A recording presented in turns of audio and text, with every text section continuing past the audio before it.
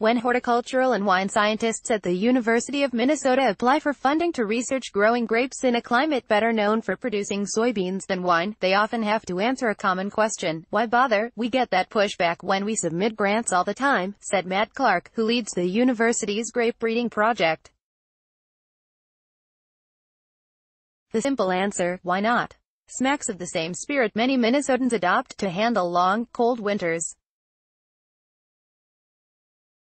Yes, the climate presents challenges, but farmers and ag researchers also see opportunities. Breeding cold hardy fruit varieties has made the university a lot of money over the years, after all. We don't have to fit inside these boxes of what Pinot Noir tastes like from Washington, Clark said. Just logically, people want to grow fruit where they live. The frost-free growing season runs from about mid-May through the end of September in Minnesota, less than half the year, and it shortens as you move north.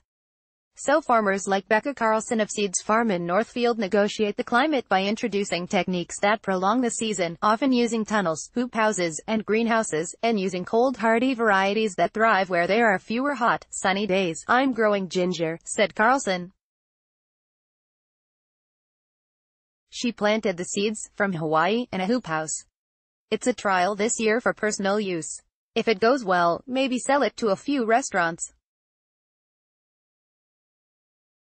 Local ginger. How cool is that? But the University of Minnesota is trying to push things even further, with funding for research and experiments on everything from breeding new cold hardy varieties to testing new methods.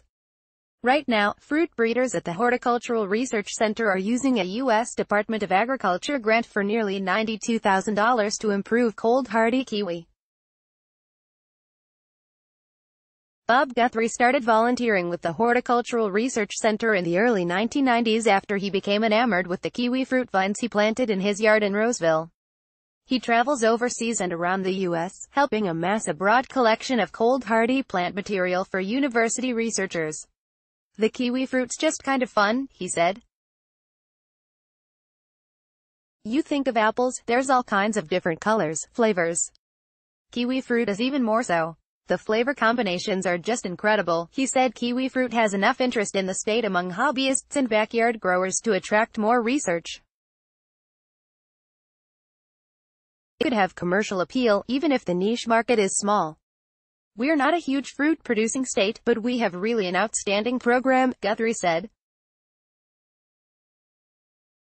They've always kind of prided themselves in turning out good and interesting things. Andy Petrin, a postdoctoral associate at the university researching how to extend the growing season for various crops, said it's the university's job to help build a more diverse landscape. We really are trying to take these crops that are associated with more tropical or southern climates and make it work here, Petrin said.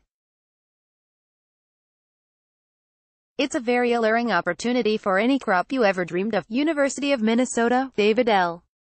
Hansen Itasca wine grapes, developed by the University of Minnesota, released in 2016, take strawberries, the most popular type in Minnesota, called June-bearing, can withstand winter here, but it prefers shorter days for developing flower buds that produce fruit. By the time dormant plants wake up in spring, the days are too long for them to develop any new buds.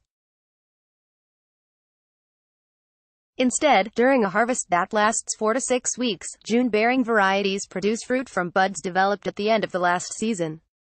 Farmers can't earn a living off such a short harvest. So those who grow strawberries also grow other crops. When the short strawberry season is over, they move on. Petrin wanted to know if another strawberry type, called day neutrals and common in California and Mexico, could thrive here. It hasn't before because the winter is too extreme. Using a radically different approach, Petrin grew day-neutral strawberries that produce fruit all summer and into fall, with estimated yields of 8,500 pounds per acre, enough to keep his farm very busy. Petrin said it hasn't caught on as much as he'd like, likely because the approach intimidates the growers he's talked to. It requires more time and money in a few areas. For one, he recommends planting new strawberries each year, tearing out the plants at the end of the season instead of keeping them over winter. Many berry growers invite customers to pick their own fruit, which amounts to free labor. Petron's system, with tunnels and plastic mulch to suppress weeds, is more fragile and could be quickly ruined by unskilled hands. You would need to be picking multiple times a week, every week, all summer, he said. It alters everything else you're doing on your farm, too, but he convinced himself. He's leaving full-time scholarship to start Twin Cities Berry Co., where he'll grow strawberries on a few acres leased in Northfield and sell to co-ops in the Twin Cities. More local fruit for Minnesota is always a good thing, he said. There's this nationwide increase in demand for local food. I was hoping my research would help supply that for the upper Midwest.